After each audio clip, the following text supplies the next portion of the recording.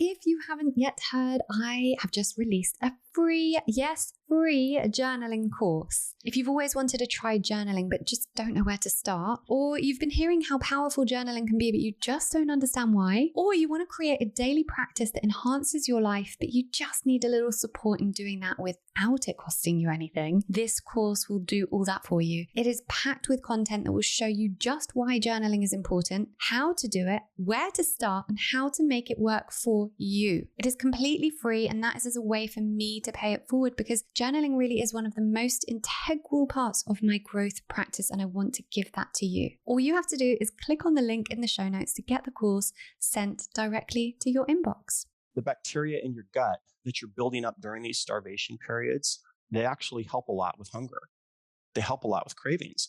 So during these starvation periods, what are people doing? They're digging up roots and they're eating those. Well, what do those roots feed? They're feeding bifidobacteria. They're feeding Akkermansia. They're feeding those foods, those bacteria. And those bacteria essentially rewire the body's cravings for food and desires for food. So the bacteria that are spinning up while you're hungry, if you do this correctly, they actually help your cravings. They help it quite a bit.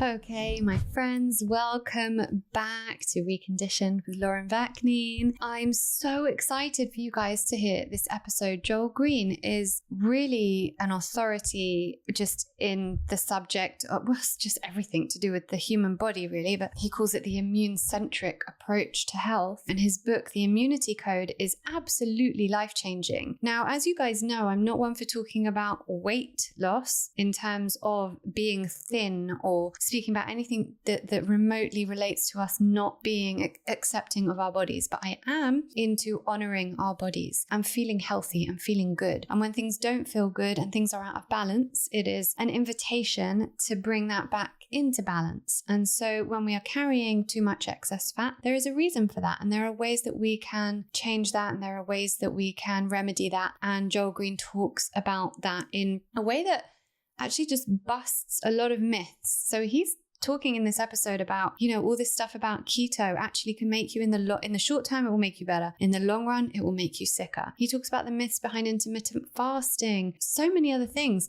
The most incredible episode. I mean, we spoke about even antioxidants, kind of like the myths behind antioxidants. It's about understanding what makes up body fat and how and why and at what points we should be reducing it. Such a deep understanding of it that I don't think many of us, I don't personally know anyone who has the level of understanding that Joel does, the level of kind of research that's gone into it. So when you hear this, your mind is going to be blown at some of the things he speaks about and some of the recommendations he makes. And all of it is in his book, The Immunity Code. And I'll link that in the show notes. I will also link to Joel's courses if you wanted to take any of his online courses, which he mentions in the episode. I would highly recommend, whether it's doing the courses, whether it's reading the book, starting somewhere. But if you've always kind of wanted to understand more about fat loss and slowing the aging process, because all of this just comes down really to health and this immune-centric approach to our health. And we also speak in the episode about his map of peak human physiology. So the key things we should all be doing to live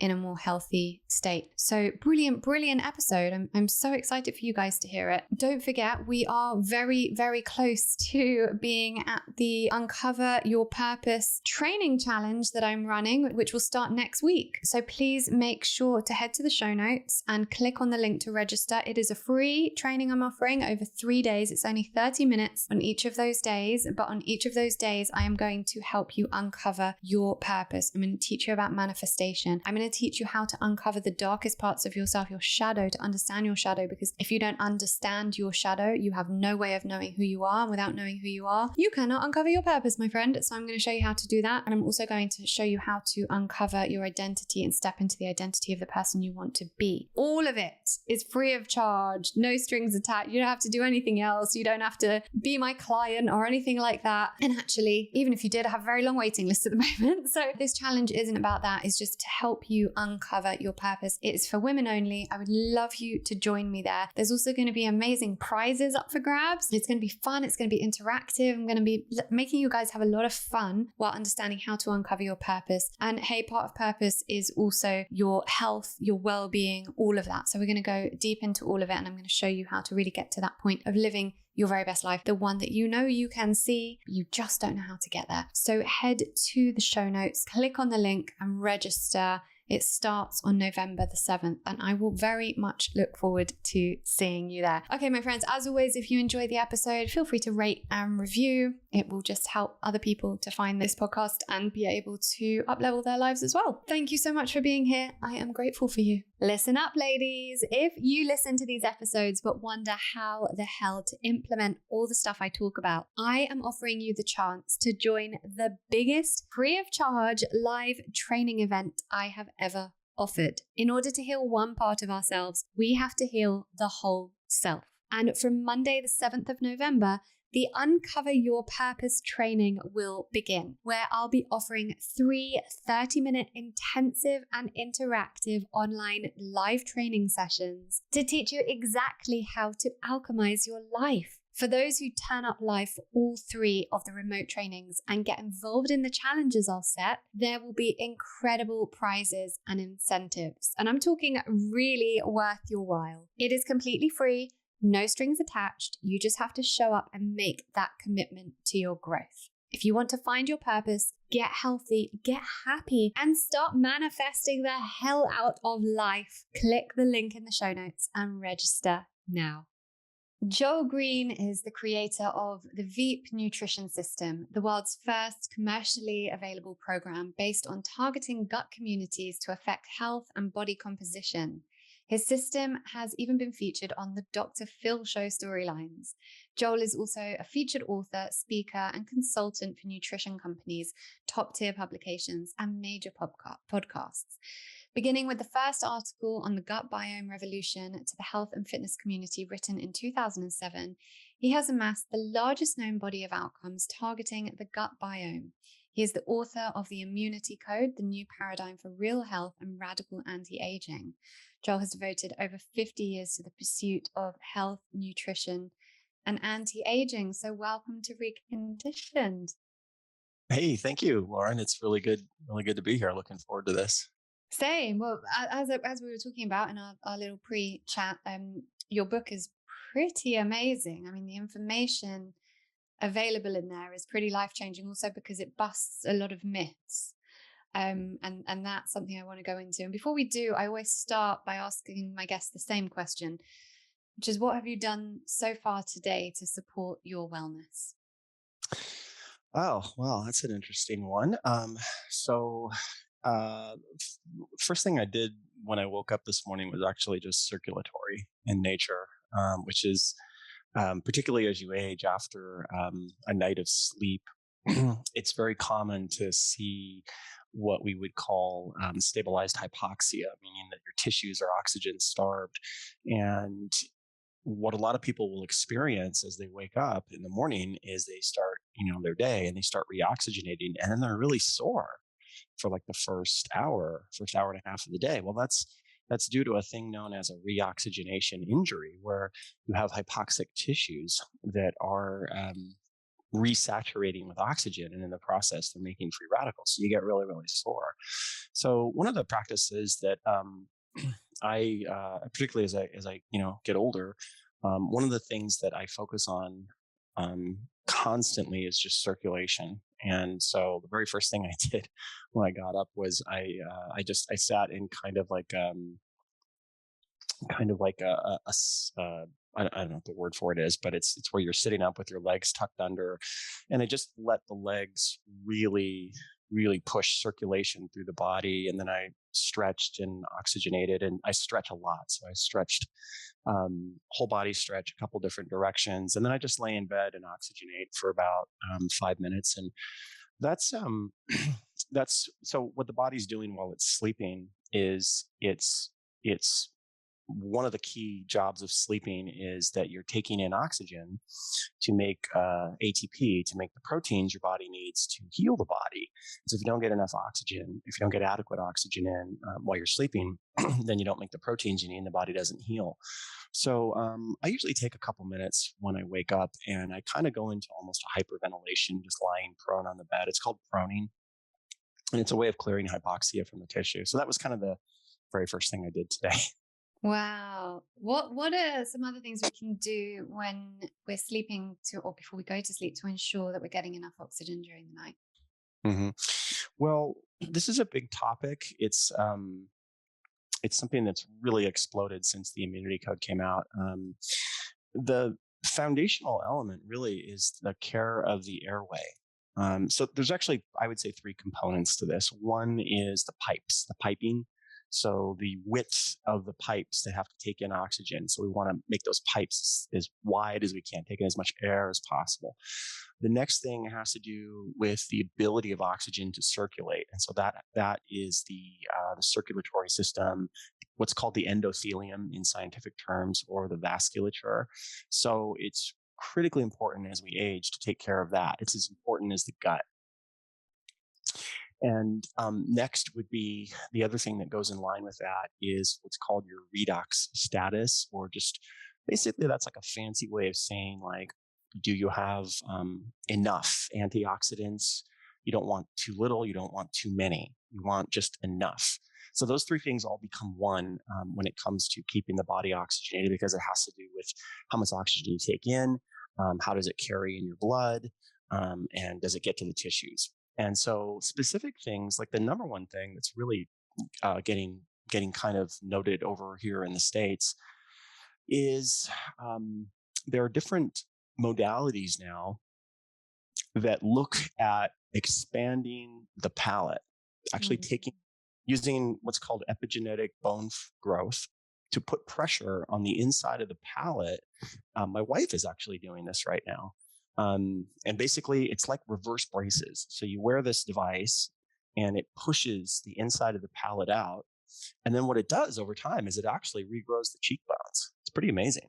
Wow. But in the process, it opens the palate up so that you're getting more oxygen in the body. So that's kind of like a high level thing. The starter kit, if there is such a thing, the starter kit would be just wearing simple breathe rights and mouth tape and Nasonex, just the most basic things, just to make sure that you're getting more air when you're sleeping.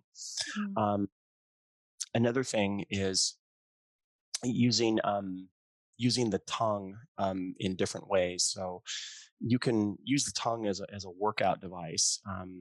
Like a couple simple exercises. One would be that you're covering the lips up with your finger and then just making a small opening by dragging your finger either to the right or to the left.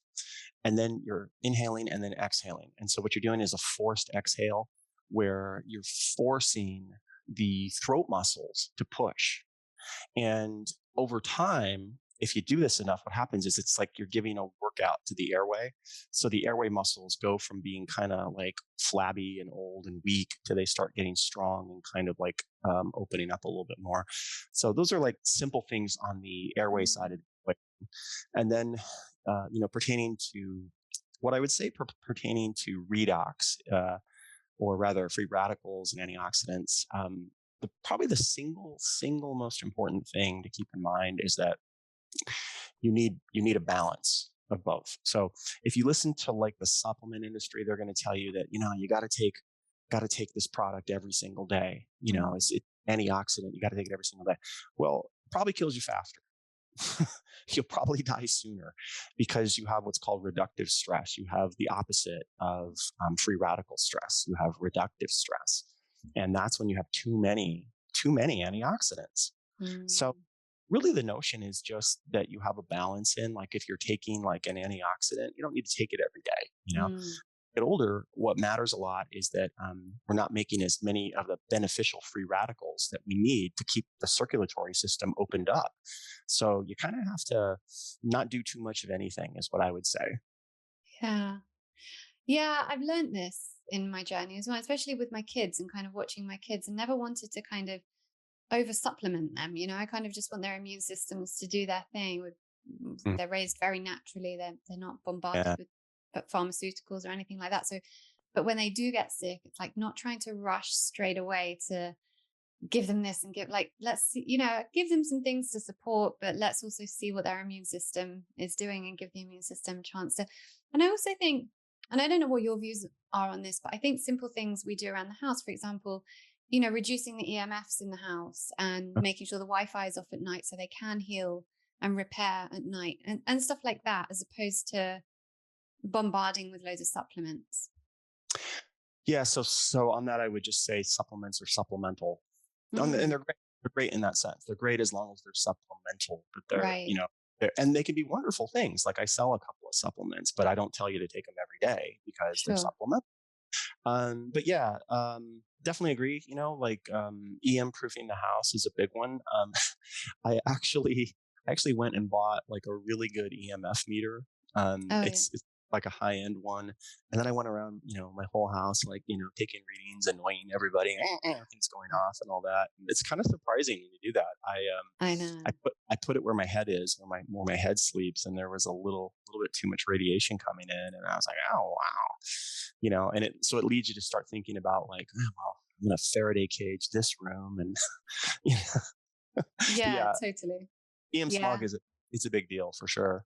It is, I think, because you can't see it, people don't really realize the importance of it. But we've got the summer Vedic, and then we've got like shungite all over the house and all other weird witchy things. But I'm just going back to your first thing, and then I want to get into all the amazing stuff in the book. You mentioned you stretch a lot. I'd love to Yeah. know what the benefits are of stretching so much. Well, two things. One is, so as you get older, you get stiffer. Okay. And so the muscles work pretty much, the muscles are an all or nothing. It's pretty much you either every day you keep them supple and young, or you'll lose them. I like to sprint. And if I take a week off, it's like Yeah. I've aged 30 years in Mm. 1 week. And I have to start all the way back at the beginning. But if I stay on it and like I'm constantly doing it, then the body stays like I'm 30. So Mm. so really it's keeping the muscles flexible, keeping them supple, keeping them sort of profiling young. You kind of have to hit it every day. That's kind of the number one thing. And then the other thing really is just circulation. Just pushing when you're. And what I mean by stretching is just putting the body in different positions. It's kind of the way I look at it. And you're just forcing circulation. You're forcing oxygenation. So that's kind of really how I see it. Yeah, I noticed that if I don't do any yoga for a few days, or even if I don't do it for a week or something, as soon as I start trying to move again, I'm so stiff. And I'm like, how did that happen so quickly? Yeah, the body's, it just, something I read about in the book is that I, for the longest time, I think about 16, 17 years, I only made it to the gym like once a week, like literally, but I did something every day. And the things that I did, maybe took a minute here, a minute there, but that's much more important, way more important than making it to the gym, way more important. And Mm. kind of evolved in our, because if you think about it, like, 1,000 years ago, 2,000, 5,000 years ago, like it or not, you pretty much had to do something every day, Yeah. whether you wanted to or not. You had to exert yourself every day, whether it was, getting food or getting water or, swinging a hammer or an axe. You just had to do something every single day. And our bodies adapt really, really well to that. They get really strong when you hit them every day. And conversely, the opposite's true. So when you neglect the body on a daily basis, it falls off the cliff overnight. Mm. Yeah, absolutely. So I want to go into that soon, what you said about the gym and doing a little bit every day. But I want to start here. So you were training intervals in the 1970s, and you were taking MCTs in the 80s, and Yeah. you're doing keto in the 90s and targeting AMP-K in 2009. How did you know about all this stuff before anyone else did? I was just kind of like what a lot of biohackers would call themselves today, just kind of geeky nerds. And um, I was always, so I grew up very poor, and we lived in a black ghetto housing project. We were the only white people that lived there, and when you're in the ghetto, your parents are always kind of like, hey, you got to dunk a basket, or, you got to, you got to go to the NFL, or you got to cut a rap record or something. You're trapped. So I was always into athletics from like the time I was 5. And so, it was part of my life. And so as a result of that, on the consumer front, just in other words, being someone who's, eager for whatever the next thing is, I was just kind of there as these different waves came along, and it's kind of an interesting history. So, in the 70s was a thing called the running craze, and it was like running just took off, and everybody became a long distance runner, and it was just a thing. Running shoes were invented, and so I started doing that when I was like 8 or 9, just running around the block, and trying to get faster. And then I would go to my 5th grade elementary school to the blacktop every day during summer and just run 50-yard sprints because I just wanted to get. So I was part of the running craze. That's why. And then the next big craze that came up was the mainstreaming of bodybuilding. So that started in the late 70s with Pumping Iron, and then the Weider magazines in the early 80s started really mainstreaming fitness, trying to take it out of the dungeon and out of this weird thing. And so I was a consumer in that. I was like at the front of that. I was reading about like, Tom Platz and, these leg training workouts when I was like, freshman in high school, and then going to the gym and trying to do those same workouts. I was a consumer. And as a consumer, I was always reading magazines, and in the magazines you would get the very latest thing. And so right about late 80s, I think, this thing called a metabolic optimizer came out, and those were the forerunners of meal replacements. And there was a company called Champion Nutrition that had a product called Metabolol that had MCTs, and on the label it said medium chain triglycerides, the fatless fat, cannot be stored as fat. And so if you're old enough to remember, like in 1989, 90, every food you could buy said no fat, because fat was bad. No fat, everything was fat. So for something to say that fat could be good was shocking. Like this is what? How's that? And then right about that same time, about 2 or 3 years later, Dr. Mario Di Pasquale hooked up with Vince McMahon of the WWE, and they created a bodybuilding federation, and they introduced keto. And so they introduced the keto diet, and it didn't really do well because they took their bodybuilders off of drugs and gave them keto at the same time, and it wasn't a good marriage. But the whole notion of like, at the time, everybody thought, well, you just eat a ton of carbs. It was 70% carbs, 20% protein, 10% fat. And then this was the shift that came in. So the zone diet and the keto diet were 2 diets that were talking about changing macro ratios. And so I was just kind of there during all that, trying everything on, trying all these things. And that was kind of where that came from, just purely as a consumer. And the net of that really was that what it gave me was a very large inventory of experiences as a consumer, trying things. Sometimes they worked, sometimes they didn't. But the most important thing was I could see what happened over time. And very, very often what happened over time wasn't good. It was bad. So things that made me, look really good in the short term had really bad long-term consequences. So it got me really thinking about health and what real health at a young age. So let's go into body fat. And my first question, and then I'd kind of like you to take this wherever you want to go when it comes to, because I'm always conscious about talking about weight. I'm never it's more about kind of the health element of it. But if we're carrying excess body fat, there's a reason for it, and it's worth looking at that, in my opinion.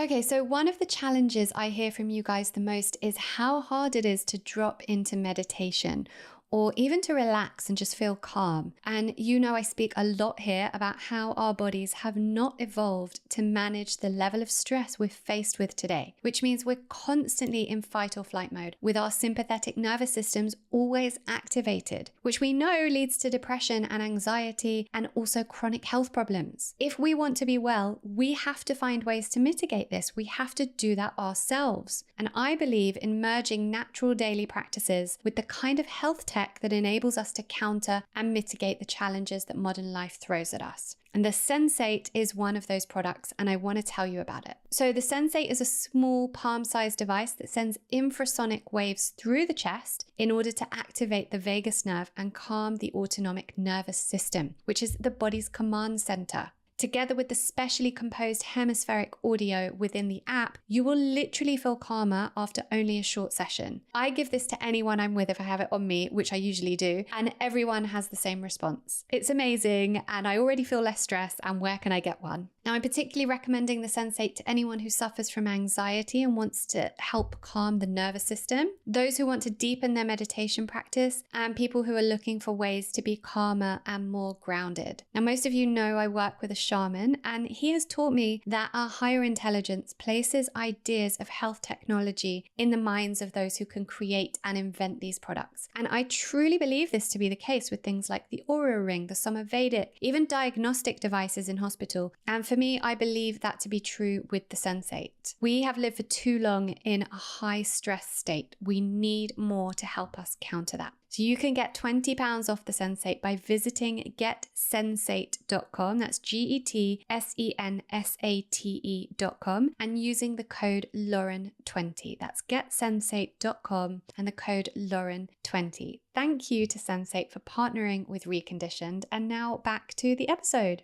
Not necessarily about becoming thin. Is there a key thing to excess body fat? And is that to do with the gut microbiome? Or is there anything? I'd love to hear kind of your theories on body fat and what actually, assuming you're kind of eating a healthy diet and you kind of know how to keep yourself healthy.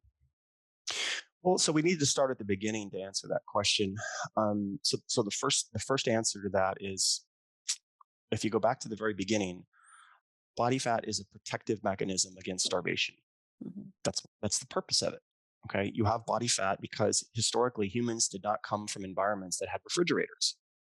And so there would be periods where food was either not obtainable, or the food that you could obtain wasn't really calorically dense. And so you needed some protection. And if we had not had that protection throughout history, there would be no human race right now. We wouldn't be here talking about it. So you can say that on the one hand, the reason we're here is because of body fat. It's what's kept us through seasons of starvation, which have always been there. So as we talk about body fat, we have to kind of keep that in mind, because what the modern era of diet and weight loss has created is this sort of semantic illusion wrapped around the words we use, where we use these words like weight loss or fasting, or, we use these words that make us think that one thing is something other than what it really is. So we just have to start with a foundation that body fat is a protective mechanism. It's there to keep you alive. Okay. And so because it's there to keep you alive, there exist very efficient mechanisms to restore it when it gets depleted, because if you lose too much of it and then there's a famine, your odds of survival are less. And so everything about the body is geared to make you survive. So that's our foundation. That being said, we have a problem of excess body fat, particularly in America. Like it's I've never seen it this bad now. It's awful. I mean, I went to Disneyland the other day, and like literally everybody's obese. It's amazing. What we're up against here isn't one thing. It's a multiplicity of factors that have combined. And the net of it is that it makes weight gain over a lifetime highly probable for most people. So that's a problem. And the bigger problem, however, has to do with the immune configuration of your body fat. So body fat sort of acts as a repository for very specific immune cells. We call those macrophages. The word means macro, which is big, and phage means eater. So big eaters. They're protective cells that protect they're the first line of defense. But what happens is that body fat sort of acts like a megaphone, because it's easy to inflame body fat. It's easy to create cells that have a lot of inflammatory signals. And when that happens, you get more of these sort of immune cells showing up on the scene. And then they, in turn, do the same thing. They create these inflammatory signals.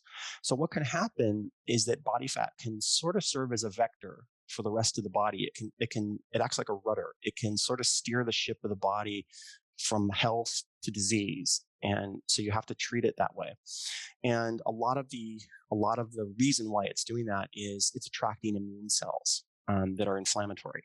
So what will happen is there's a connection between body fat and the gut. And the connection is that these inflammatory immune cells, the greatest concentration of them in the whole body is just under the gut lining. And there's a layer under the gut lining called the lamina propria, and that's where these macrophages kind of collect. And what can happen is that if your diet is poor or you have gut dysbiosis or a number of things, the gut lining can open up. And then what can happen is you get different things, toxins that penetrate the gut lining, and they get into the serum, and they kind of drag these inflammatory immune cells with them. It's kind of like a chase scene. You have a criminal, and he's being chased by these red lights, and so those particular toxins, they have an affinity for body fat, and so what will happen is they'll translocate from the gut through the serum, and then they'll find your body fat. And once in your body fat, they short circuit metabolism. So what they do is fat cells, for the most part, don't use mitochondria the way other cells do. Fat cells they basically have what's called Warburg metabolism, meaning they use just sugar, just glycolysis, meaning they take sugar in to power their needs, and they make a little bit of energy from it. Okay, and it's very important. So the ability of fat cells to have metabolic function is critical. What will happen is that when toxins from the gut penetrate into your body fat, they sort of clip the strings of the ability of fat cells to use sugar, to use glucose. And then when that happens, you get hypoxia in your fat cells, you get insulin resistance, you get inflammatory mediators, and essentially these inflammatory signals spread out from your body fat, and they spread out to other parts of the body, particularly even muscle. And then you get into a really bad cycle where it's very easy to gain weight, very hard to lose it. And you are, in a sense, mimicking old aging just by being heavy. And when you look at the similarities between old age and obesity, they're almost identical. In fact, like with COVID, that was why you'd see there's who are the two populations most susceptible to COVID? It's the obese and the old, right? Mm. It's because as you gain inflamed fat, you're mimicking old age. And so that, as a health factor, compromises the health of the entire body. It can lead to what's called an inflammatory phenotype, meaning that your whole body just looks inflamed and you're aging faster, and all these bad things happen. And it all comes back to body fat.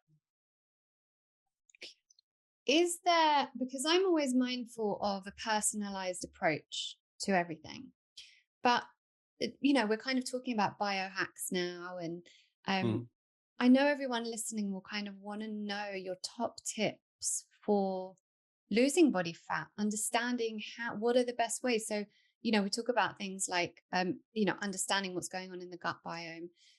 What are the best kind of nutrition plans? Is there, one that kind of everyone who wants to lose a bit of body fat should be following? Fasting, cold therapy.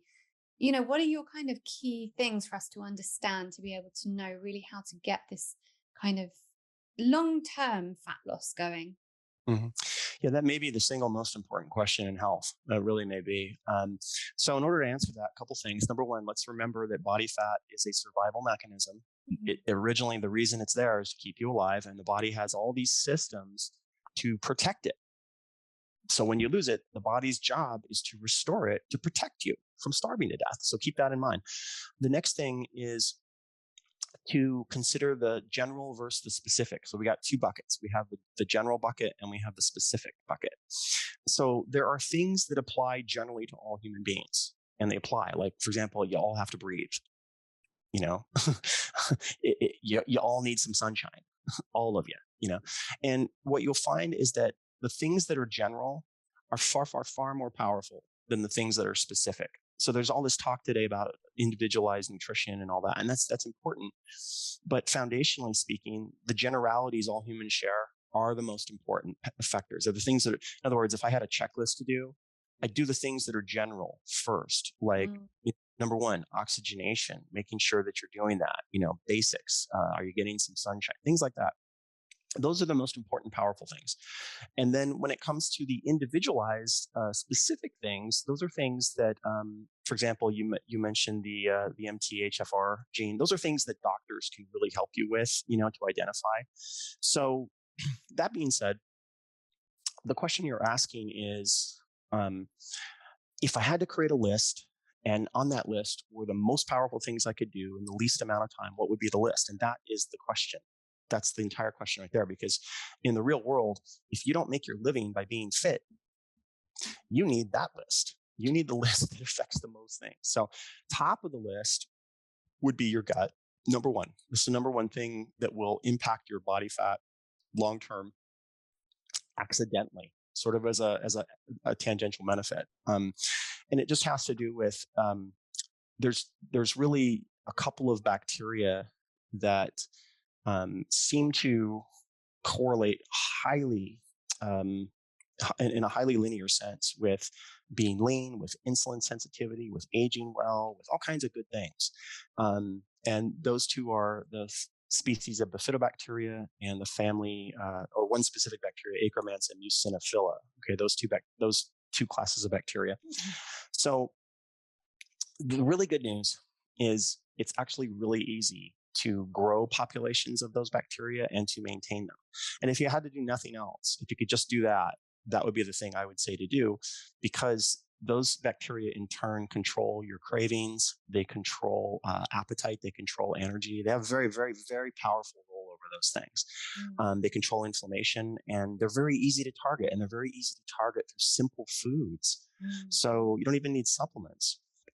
So the key rule of thumb there is, when we're talking about the family of bifidobacteria, these are the bacteria we had when we were kids. We had tons of them. And one of the reasons you'll find that kids are so energetic is they have tons of bifidobacteria.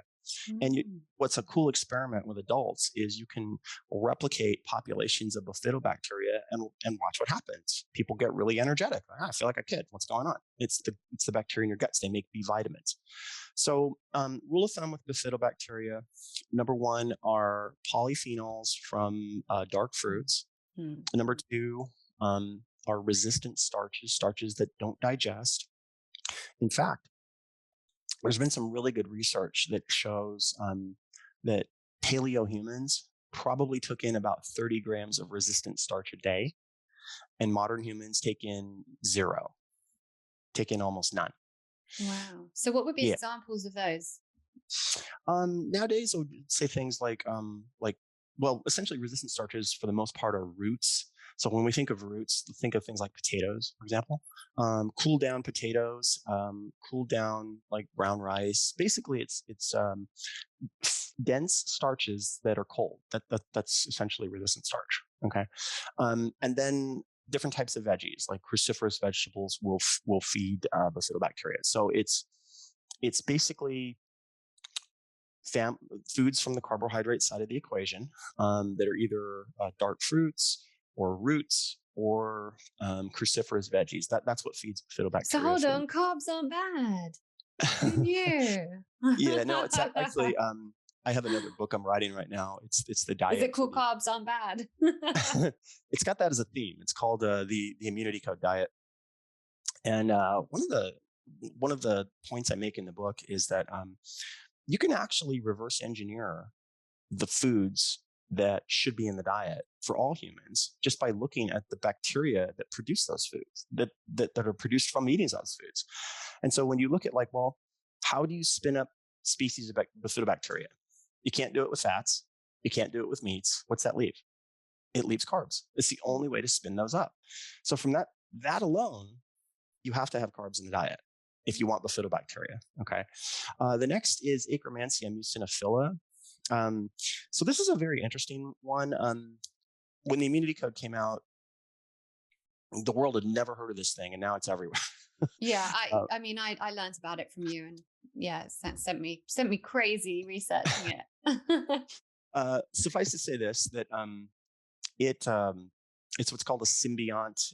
It's extremely beneficial for humans in moderate amounts. It is two things feed it mostly: polyphenol, certain types of dark polyphenol fruits, and then fasting. Fasting feeds it. Okay. So the thing about Akkermansia, a couple things that are noteworthy. One is that it sort of it can contract the surface area of the gut, so it can actually sort of works like a calorie dial. It can increase the amount of calories or decrease the amount of calories that you're taking in. You'll find that by and large, people who have optimal levels of Akkermansia tend to be lean because it really affects insulin a lot. It makes insulin very sensitive. And it basically, it's what's called a mucin forager, meaning that what is mucin? What's mucus? What's mucus? It's spit. Okay. So if you look at the gut lining, it's mucus. And so Akkermansia feeds on that mucus layer. That's good and bad. So the good is that when you have optimal levels of Akkermansia, it's feeding on the gut mucus layer. And what happens is that the gut mucus layer responds by thickening. So it's kind of like you're trimming the hedges, and when you trim the hedges, they kind of grow back a little thicker. So that's really good. What you don't want to do is trim the hedges too low. Like you don't want to go through and just, shear cut the hedges till there's nothing left. You cut all the green off. And you can do that by starvation. So what starvation does is since Akkermansia is spun up by fasting, if you have too much starvation or too much fasting, you can make too much Akkermansia, and then you can wear the gut lining down too much. So it does bring us back to kind of balance. Like in all things, humans have historically, they've had seasons where they didn't have food, and that's okay. But then they had seasons where they had a lot of food, and so balance is really appropriate. But that being said, all that to say, where it concerns body fat, these two bacteria are kind of the foundational level of trying to keep the body lean and keeping excess fat off. And it's a different, when the immunity code came out, one of the things that I put in the book was that fat loss begins in the gut. And that was kind of a new idea. And it's very true. And it's true for that reason. Okay, so many questions here. Polyphenols, would that be red phenol powders, or eating that you can put in smoothies, or eating a lot of the fruit? So what would be the best way to get those? And how much of it do we need in a day? Yeah, sure. Best way is always food. Food is always the best way. So there's a diet in it that's part of the immunity code. And what I advocate is that the question that we always ask about food is, what foods and how much? But we also need to ask when. We need what foods, how much, and when. And the reason is, when it comes to food, we suddenly can't leave insulin out of the equation when talking about food. So insulin is the hormone produced in the pancreas that's primarily responsible for triggering the transport of sugar into cells. That's what insulin does. And a lot of things go wrong if insulin doesn't work right. Suffice to say that insulin controls more or less your rate of aging, because it has direct control over how fast you progress through cell cycles and a lot of other things. So insulin is very, very important. So when we think about insulin, we have to consider that there's a bunch of hormones, a family of hormones, the insulin family, that make insulin work. And when it comes to insulin, the body's best served by sort of mimicking feast and fasting, famine and feasting, meaning you have periods where energy is abundant. So periods where you stimulate insulin directly with things like polyphenol fruits, things like carbohydrates. And then you have periods where you don't have those things. Okay. And so what I like to do is alternate days, where I'll have one day that is like dark fruits in the morning, a lot, like probably 2 to 3 cups of dark fruits, along with some healthy fat and maybe some protein. And then lunch, I'll add in some resistant starch. And then dinner, I'll add in some cruciferous vegetables. And so the trick is that you're stacking these things across the day, but you're stacking the quickest energy source in the morning. Okay, so you're going from fastest to medium to slow. So dinner is your slowest energy source, your veggies, and that's the trick. So when you're taking in the polyphenol carbs and resistant starches and veggies, just stack them. Breakfast is the fruits, lunch is the resistant starches, dinner is the veggies, and then the following day, basically the way I like to do it is that you're taking in foods that stimulate the other side of the equation, the insulin helper hormones. And so these can be things like key fats like eggs or salmon or nuts, things like that. And so what you find by doing this is that you stimulate insulin indirectly and you stimulate it directly on different days. And then that pattern is sort of optimal for helping the body to really stay lean and be super, super healthy. And the most important thing that I think is that you're getting a really wide variety of foods in the diet. You're getting balance in the diet. So kind of a long-winded answer, but no, I love this because I also see, a lot of people will have the same things every day. And it's like that thing, everything in moderation. And, if those things are healthy, and it just gives the body, just from this isn't scientific in any way, but just from kind of a common sense point of view, to get used to everything and to have to adjust. And as humans, we need to be adaptable, right? So, and historically, we've always had to adapt. So maybe if we're eating the same thing every day at the same times, it doesn't give the body the opportunity to do that. I'll tell you what I've noticed. What I have, and this is just my observation, that when I see people who eat the same thing every day over very long periods, almost all of the time, they wind up with autoimmune issues.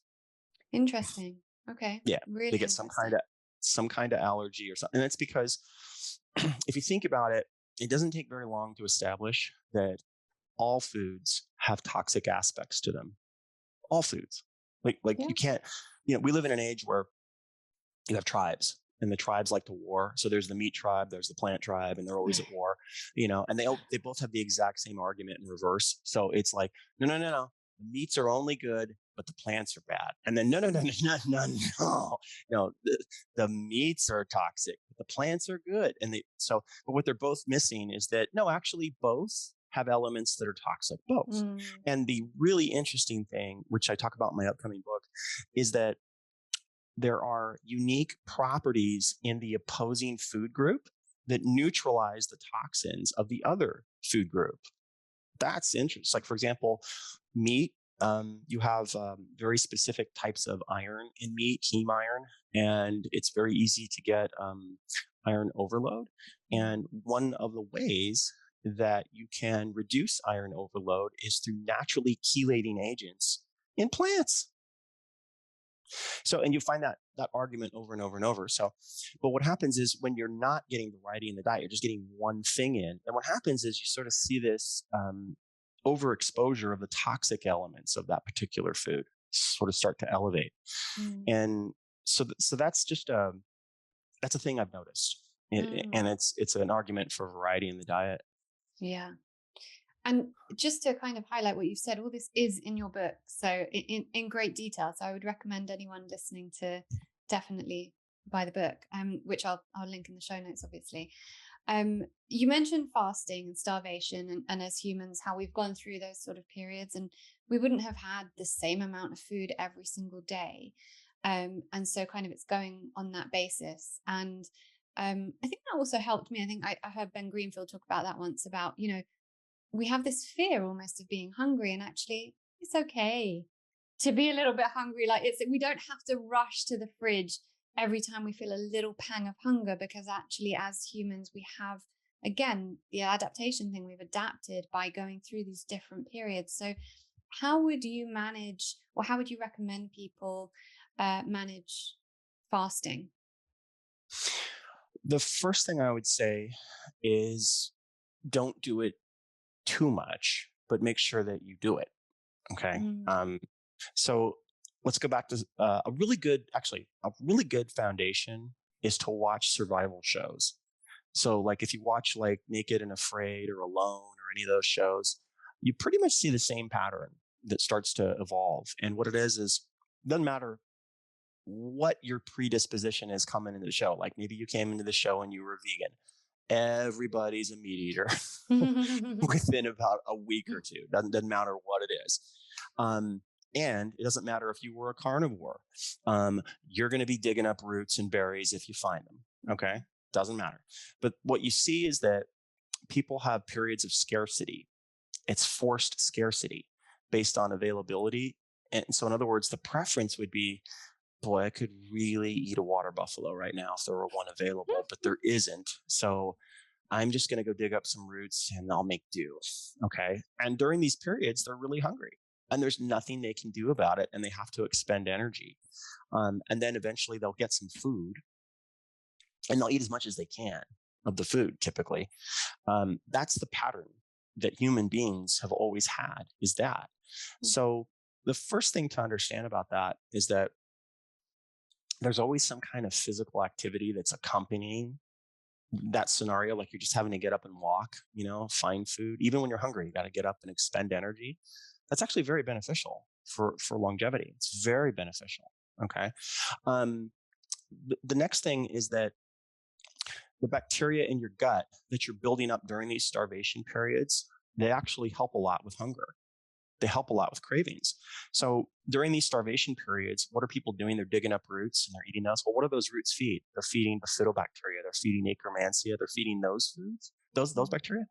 And those bacteria essentially rewire the body's cravings for food and desires for food. So the bacteria that are spinning up while you're hungry, if you do this correctly, they actually help your cravings. They help it quite a bit. And the other thing is, a lot of what we think is hunger is not hunger. It's a bacterial driven craving.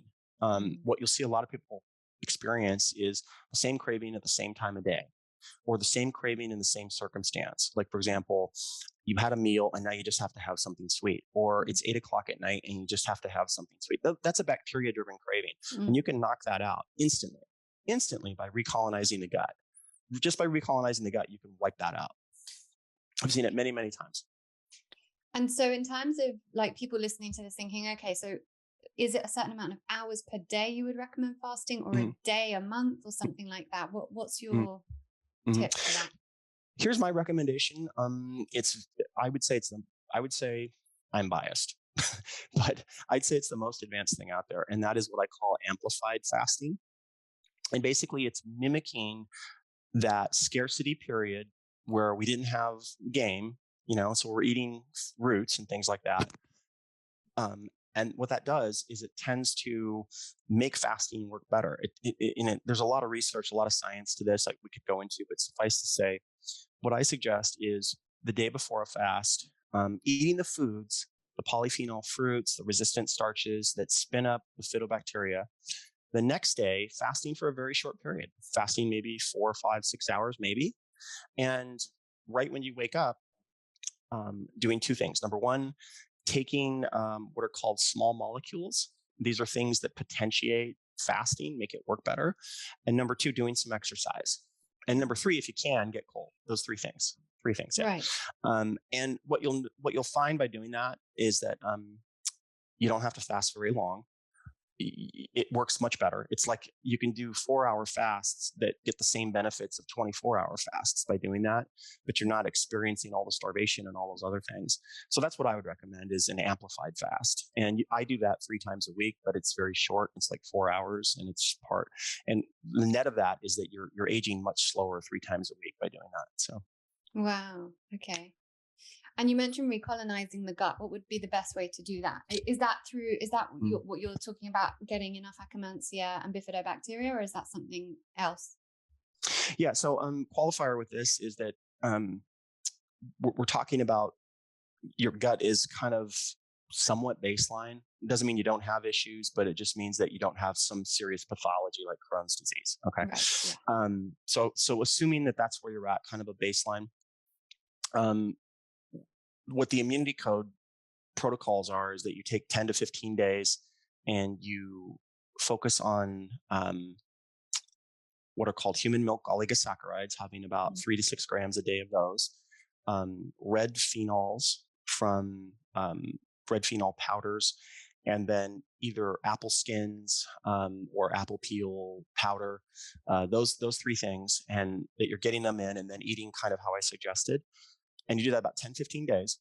And during that time, you will recolonize the entire gut. I've got literally thousands of testimonials on how that's changed people's lives.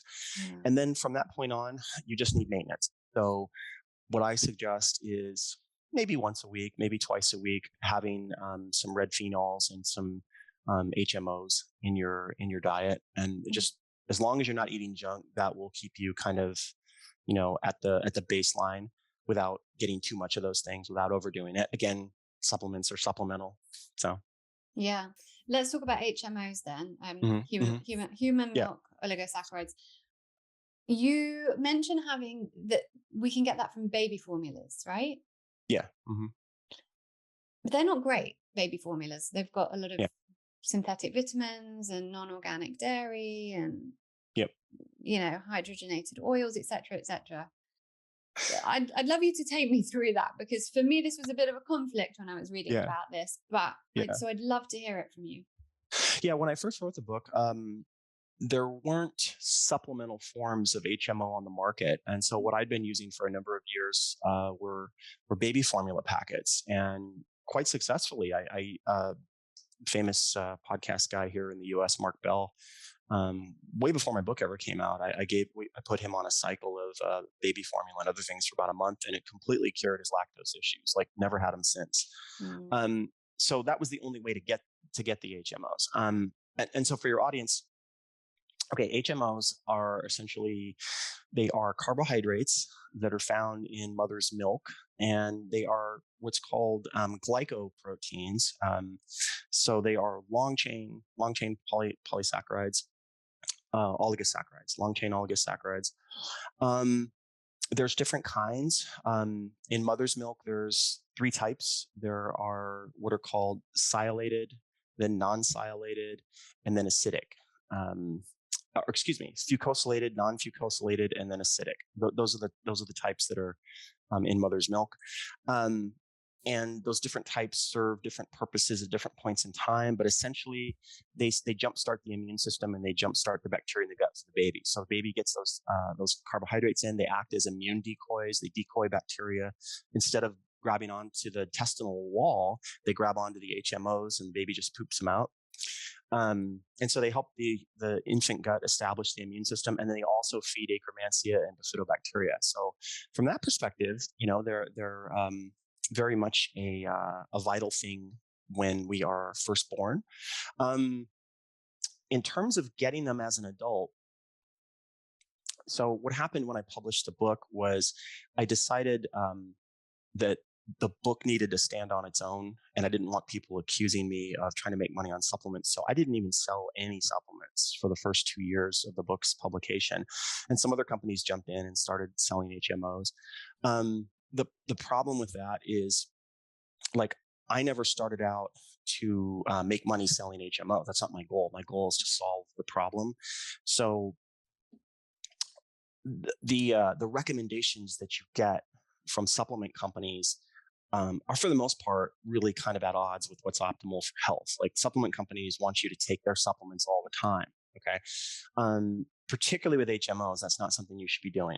The best way to take HMOs is to take them in about a 10-15 day period, jumpstart the gut again, and just think about it. You don't go through life breastfeeding. Okay. You stop breastfeeding at a point in time. So mimicking breastfeeding all the time as an adult, probably not something you should be doing. There's an optimal way to use those, which is once you've recolonized the gut, you can use them, like I said, once a week. You can use HMOs to supplement. What are far more important on a regular basis is resistant starch. So it's just about the proper use of these things. HMOs are a fantastic tool to help people re-initiate, re-jumpstart their gut. I've had many, like I said, thousands of people who, had gluten intolerance, dairy intolerance, wheat intolerance, bloating, all kinds of issues.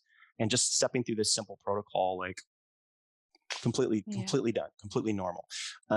So that being said, again, supplements are supplemental, and the proper way to use these is the diet comes first, and then, intermittently you mix them in. So kind of yeah.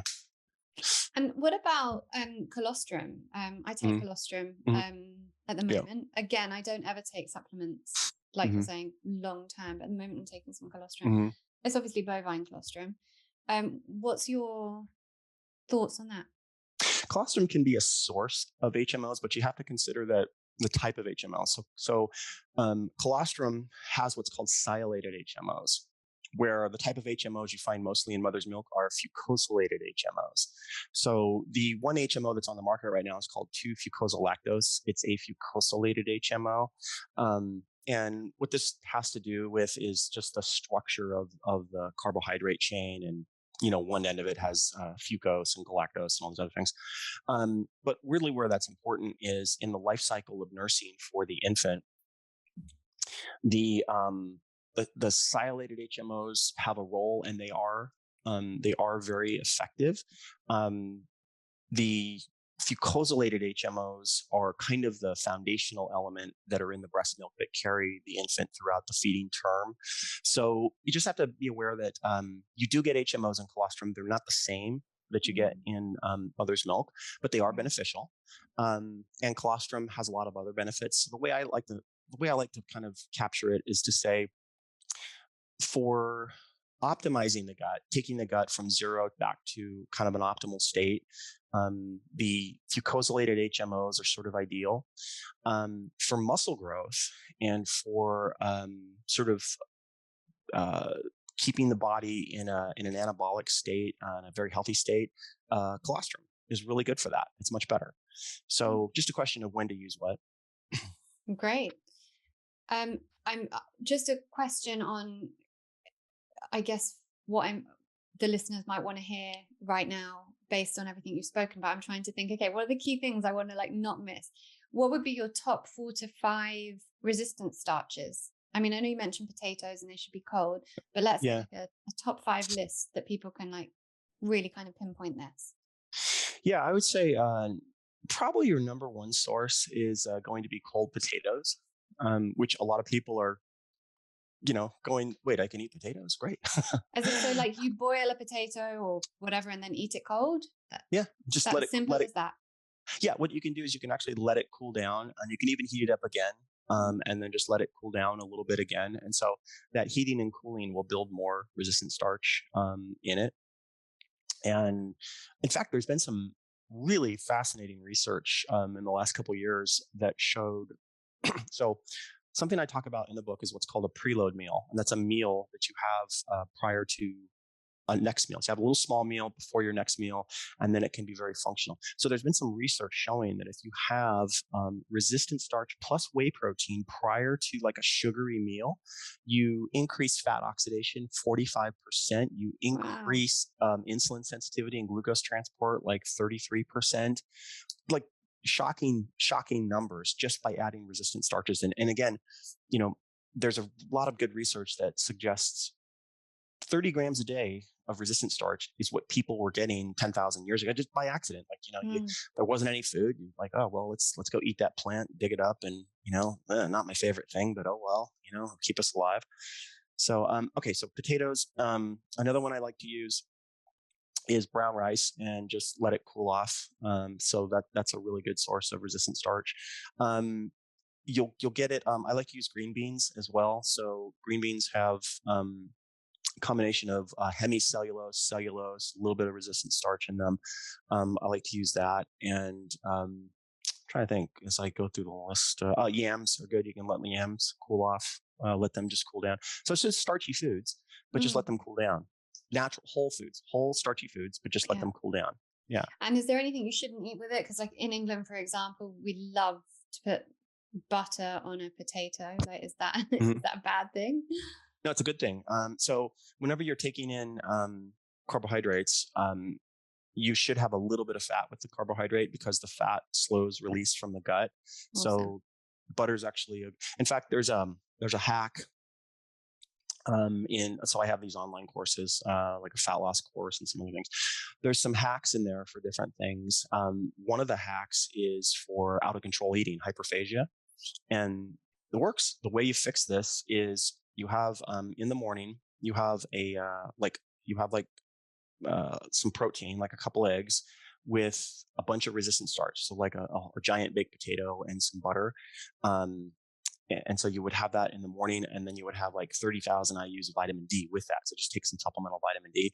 And it's that combination of fermentable starch with high protein and vitamin D just knocks it right out, knocks the hyperphagia right out. This is just mind-blowing stuff. And also it's making me think about, my son has this sensory aversion to food, which he's had since he was 12 months old. But he loves potatoes, like baked potato with butter, with baked beans on it, with stuff like that. And it's making me realize kind of, thank God I don't want to talk too soon, but he's about to turn 7. And for someone who really doesn't eat any vegetables. I mean, he has a smoothie and I put a bunch of stuff in that, including red phenols actually. And a bunch of other stuff, but it's making me realize maybe like why actually he's doing okay despite all of that, because he has a lot of potatoes. Yeah, no, it's it's pretty shocking. Actually, something I talk about in my upcoming book as well is there are our discussion of nutrition we think is very advanced today, but it's kind of like the observable universe. There's a universe beyond that we haven't even touched into. So something that's really not been touched into is that there are peptides in potatoes that are highly anabolic. They drive muscle growth. Yeah. And you go look at like some of these populations that, kind of had to live on potatoes. Like some of the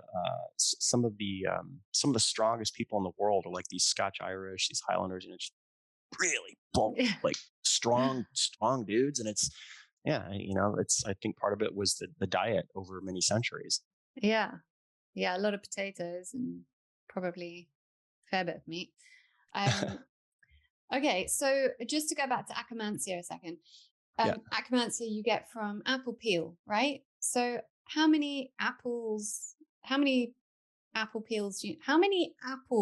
worth of peel do you need to get that going? So, okay. I got that out in the end. Apple peels have some interesting things in them. One of them is called cyanidin-3 galactoside, and what that is it's a polyphenol. It's a color. Okay. And it's a very long chain, like massively long chain. These are what are called highly polymerized procyanidins. Okay. They're very long chain phenols. So akkermansia can eat those. It's food for akkermansia. And sources of those, your number one source is actually aronia for that, which generally isn't too well known. Aronia is like your best source. Apple peels are kind of like number 2, but they're the one everybody can get. Like when you say aronia, I don't even know what it is. Where would I get it? How do I get it? But apple peels are very easy to get. You can go to the grocer, get a bag of apple peels.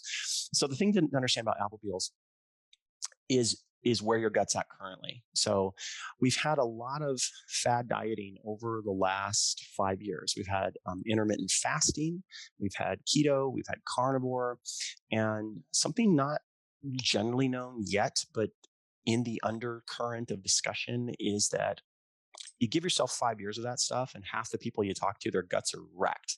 Okay. There's very good reasons for that.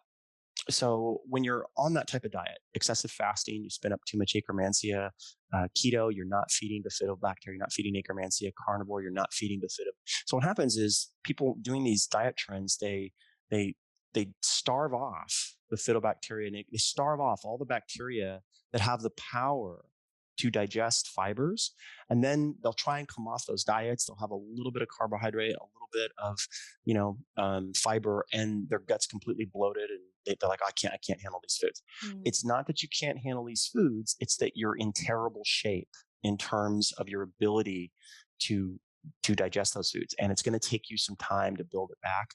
So generally what I suggest is that if you've been doing a lot of fasting, a lot of keto, a lot of carnivore, a lot of things like that, start with titration. Start with like tiny amounts, and then just treat it like exercise. Like if I was going to give you a exercise program to,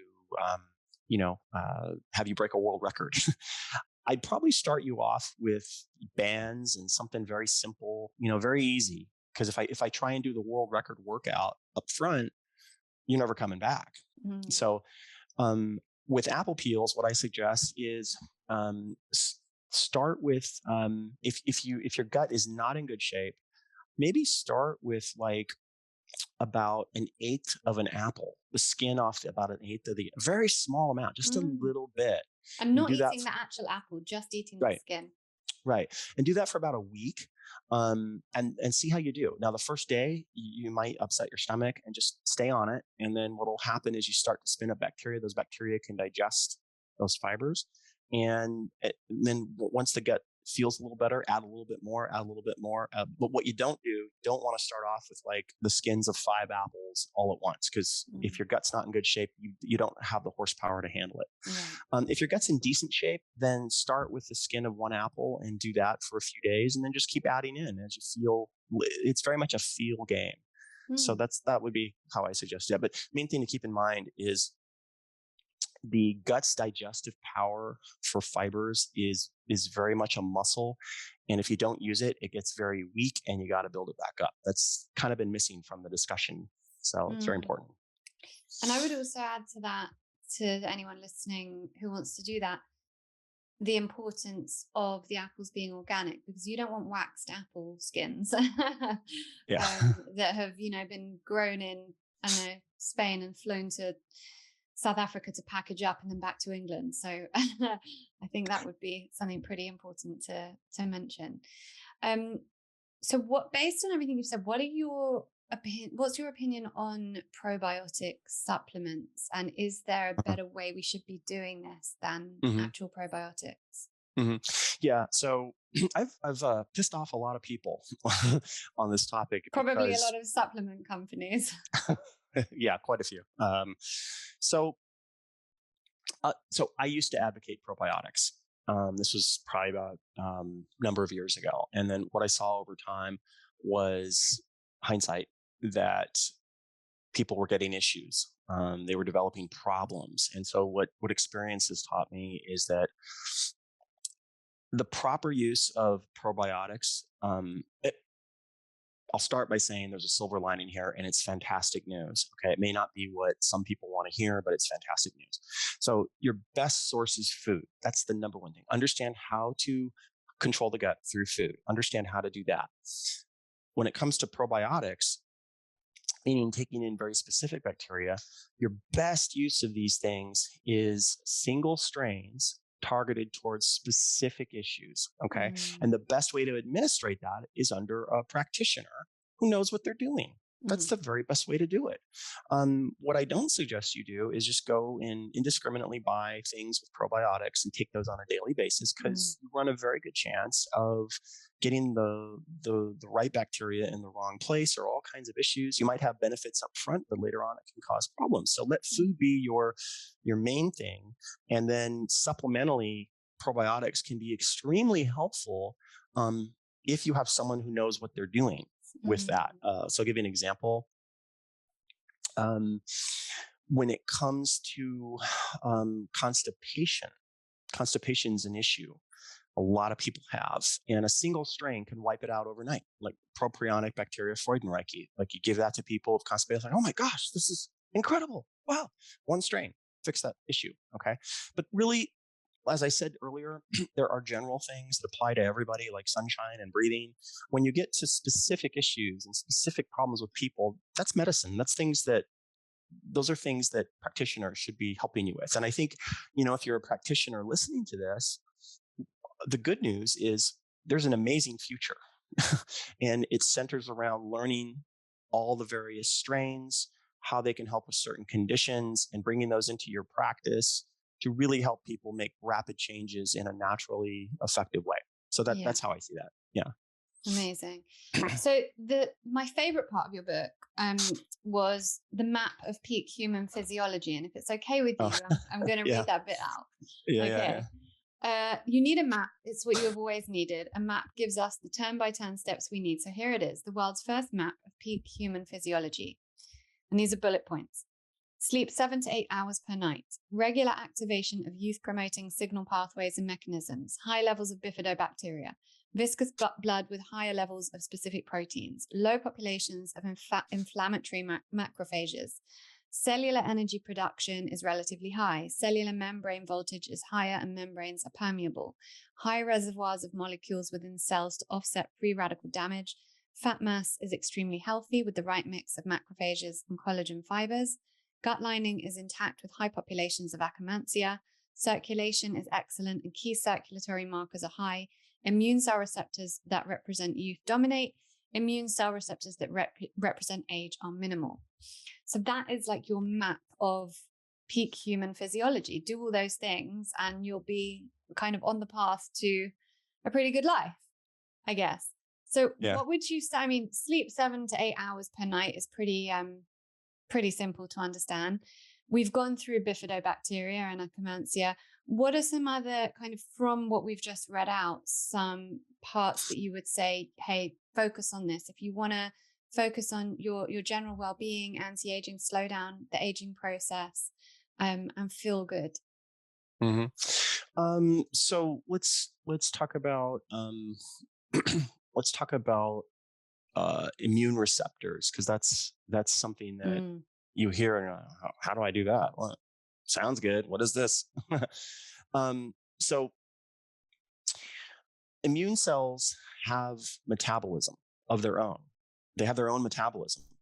And based on what you're feeding the immune cells, they can sort of like express different types of receptors for things. Okay. So this gets to immune cell metabolism and thinking about, like, we always think of metabolism in terms of my metabolism, but you never think about immune cell metabolism. There are ways that you can affect the metabolism of immune cells. So the first way that we can affect immune cell metabolism is through dietary patterns. And it's actually just built into the diet pattern that's in the immunity code, specifically feeding the gut one day, fasting the next. But let's talk for a second specific to that fasting period and some things you can do to affect immune cells. So with our immune cells, a good example is a receptor called CD38. And CD38, it's just a receptor. So here's an immune cell surface. There's a little thing poking through that says, hey, you guys, I need more of this. Okay. So CD38 it's a type of receptor on immune cells, and we can specifically target that receptor. And what happens is when we target that receptor to suppress it, okay, so it's like, hey, bye-bye, I'm not here anymore. What happens is there's more of the raw materials that the body needs to keep you young and healthy, specifically NAD, for your tissues. So the immune cells stop gobbling up CD38, and then the NAD is available for your tissues. And so there's actually some easy ways to target that. So during a fasted period, we would want to have some things in the picture and mix those things in and out. Just not all the time, but mix them in and out. Just make sure that kind of you're checking that box, maybe 2 times a month. So two of those things would be apigenin, which is a flavonoid, and fisetin, which is also a flavonoid. So having kind of those 2 things in the mix during a fasted period, after you've spun up the gut. So what apigenin does is it goes right at CD38 expression. You're going right at that. Okay. So you're affecting the immune cell surface receptors for a very specific receptor.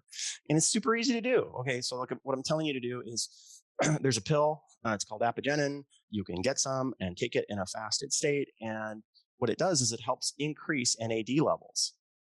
And in fact, there's been some research that's shown the increase in NAD levels is equivalent to supplementing with NAD supplements. So it's like it's double bang for the buck. Yeah. There are NAD supplements on the market. There's nicotinamide, mononucleotide, nicotinamide riboside. They're very expensive. I take them. You can take these supplements, and they increase NAD levels. But you can also increase NAD levels simply by suppressing immune cell surface receptors. Okay, and that's what apigenin does. And then fisetin is very complementary to that. Fisetin is what's called a senolytic. So what happens as we get older is we get cells that are they're not dividing anymore, but they keep growing. And they do everything more. So if they are inflamed, they put out more inflammatory signals. And then what happens is immune cells show up to handle that. So you have more immune cells expressing more CD38, and you just get more of that. So if you're going to fix that problem from that end of the equation, you have to suppress the immune cell surface receptor, and then you have to get rid of the signal beacons or the cells that are calling more immune cells, if that makes sense. So apigenin and fisetin fasted state, sort of an easy way to do that. And don't do it all the time. Just mix it in, check the box a few times a month, but it's a nice plus. So that's an example.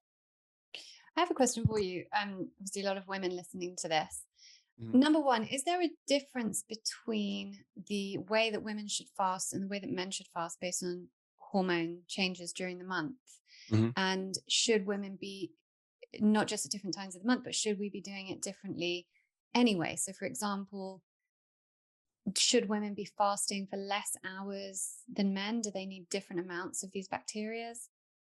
What a great question. So a couple things to think of. One is the luteal phase versus the follicular phase. Okay. So women actually have increased metabolism. Oh boy, there's a lot of rubbish in my head. I got to dig this one up. But I believe, and don't hold me if I'm wrong, I believe the luteal phase has a higher metabolic rate than the follicular phase.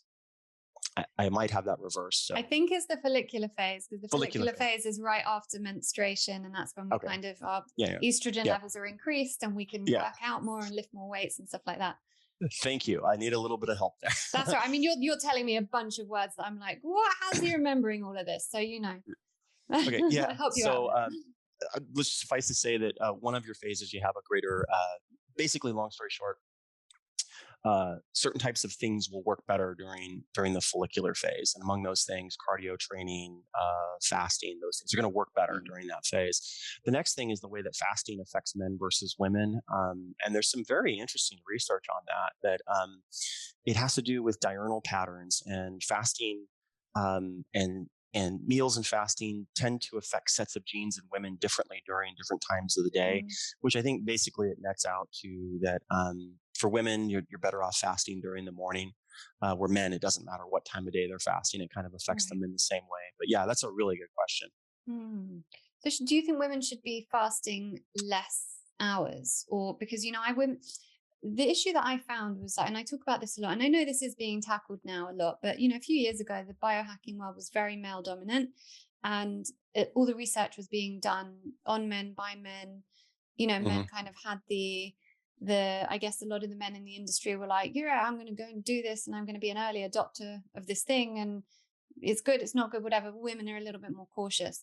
On the whole, obviously it's generalizing, but I was talking about this with Kristen Whitesell as well, who we've had on the show, and that this was, as a female biohacker, she's really gone into this. But it seemed to me that we were kind of taking the same advice as the men, and I don't think that always works based on how our hormones change every week of the month. And men's hormones are pretty stable unless they're they have some sort of pathology going on.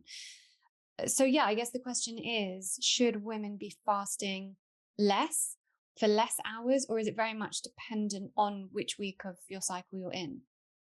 That is a great question that I don't know has been answered. And I think it's waiting for some woman to really dive. And I'm glad that women, I have some great female friends like Natalie Nidham, and, they're getting into biohacking and they're really passionate about it. And, I think that they're going to pioneer answers to certain questions like that. What I would say is that, again, going back to, there are the general things. The general things are usually the most powerful things, and they apply both to men and women. But then there's going to be on top of that another layer, which is the specifics that apply to women. So you can get a great deal of optimization from the general things. And I think in some ways there's another layer waiting to be fully fleshed out, which is the female specific. I don't think it's been 100% addressed. And I think for the reasons you speak to, you have a lot of men doing stuff, and it's, they haven't even thought about the question. Really, that's the answer. But short answer to your question here, generally speaking, what I would say, and this is a general thing, I think it applies to men and women, is that for the most part, on a regular basis, you don't want to be fasting too much. You want to fast, you want to get the maximum benefits in the minimal amount of fasting time, because fasting is starvation. It's going without food. Okay. So historically, the precedent is, okay, we'd go without food here and there, or if we were going without food, it wasn't that we were going without food. It's just the food we were taking in was so calorically sparse that felt like we were starving, even though we were eating, but we were subcaloric, during those periods. So we weren't completely fasting, but there was just berries and some roots, and we weren't like full and satisfied on that. So it's good to have that in the picture. And then a couple times a year, it's good to have maybe an extended fast. It's good to have, maybe 2-3 days of extended fasting. I think that's a good thing a few times a year. I wouldn't do it all the time. So erring on the side of caution. Don't want to do it too much, but it should be in the picture. Yeah, great. I mean, I always know intuitively, I feel like when I'm menstruating, that is a time when my body's trying to slow down and it feels like it needs all hands on deck. It's not a time where I feel I want to fast. And I think also, all these things are incredible, but you've even said yourself, just that it's everything in moderation. And I think something I often speak about and is to say to people, do all of this stuff, look into all of it, but also just speak to your body, listen to your body. What does your body need? What is it telling you it needs, as opposed to listening to someone told me to go and do the keto diet, so I'm going to go and do the keto diet. And, like, what do you need? I think when we come to that place and that knowing, that like interoception, where we know our bodies really well, I think then we really can follow this stuff in a more intuitive way, which I always think is the best way forward. I couldn't agree more on that point. So we're in this era where, a bunch of smart people like to say stuff. Okay. I'm one of those people. Okay. Not that I consider myself, smart or anything, but you're extremely smart. I would say autistic, but thank you. What I would say to that is, it's very easy to hear stuff and go, oh my gosh, these guys, I'm going to do what that person says because they know so much, your intuition is smarter than the smartest smart person. Okay. Because in the sum total of your intuition is so many different variables going on at once that we can't even begin to quantify it. And so, your intuition is always going to lead you kind of like at what you need, at what your next step is. And that should be your guide. And then people like me, that's supplemental. That's really how that should be. I totally agree. And I think that's a beautiful note to end on.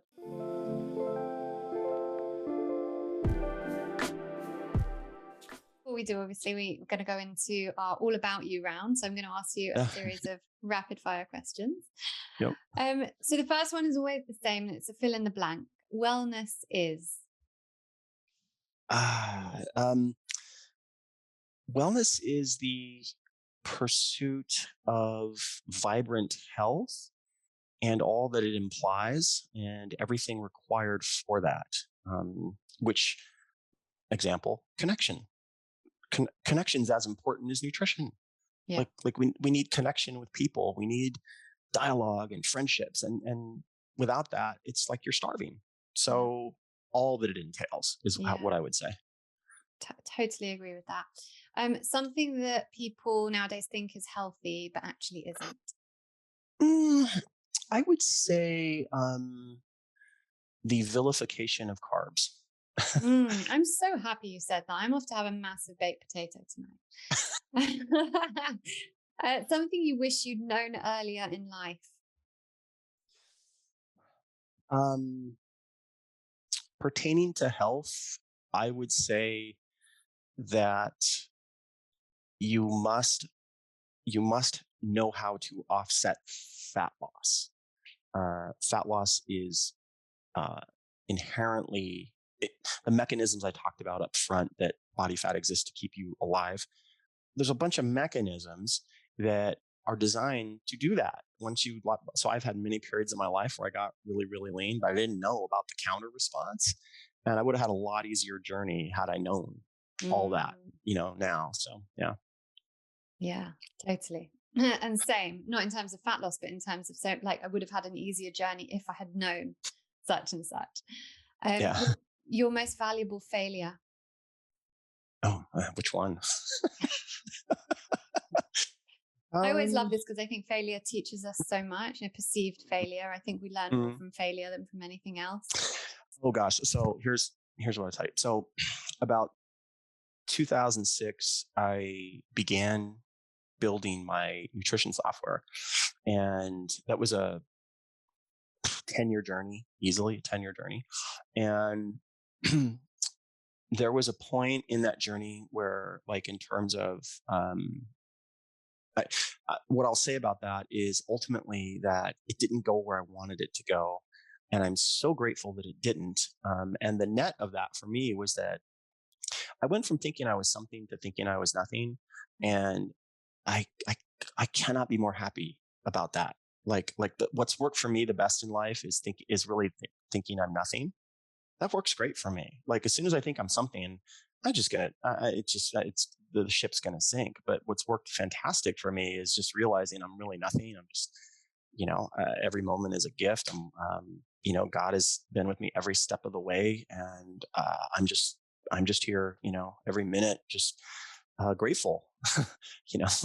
like that realization, going from ego to non-ego, thinking I'm something to nothing, has been the best thing that could ever happen to me.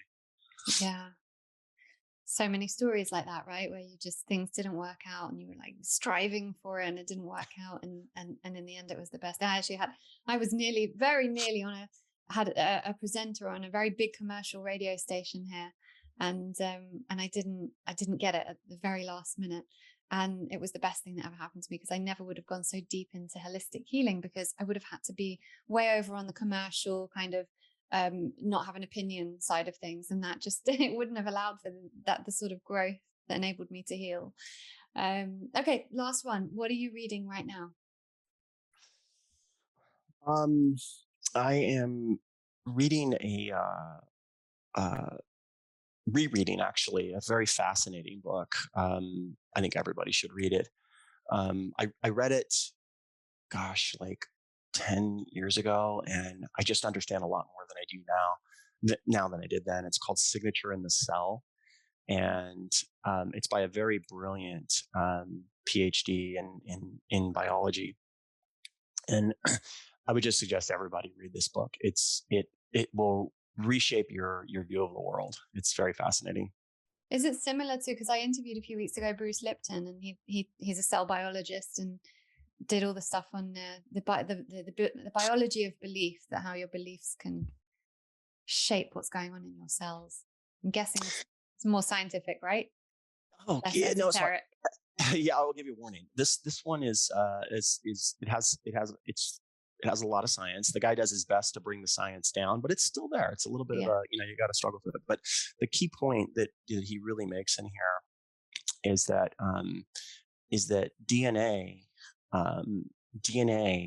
is instructions, and what you have in DNA is encoded instructions, digitally encoded instructions.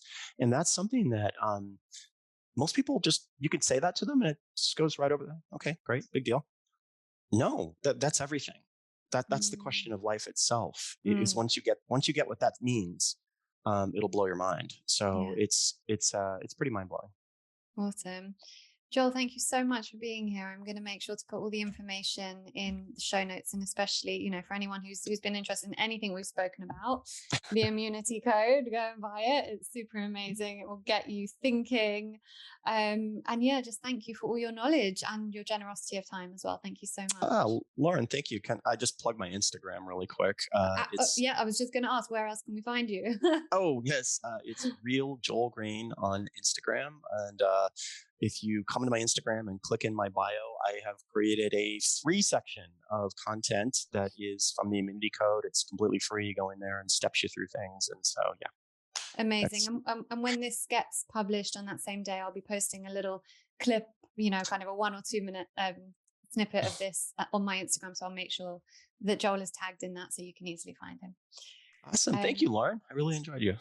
Thank you so much. I hope you enjoyed this episode of Reconditioned. I am honestly so grateful to each and every person that tunes in.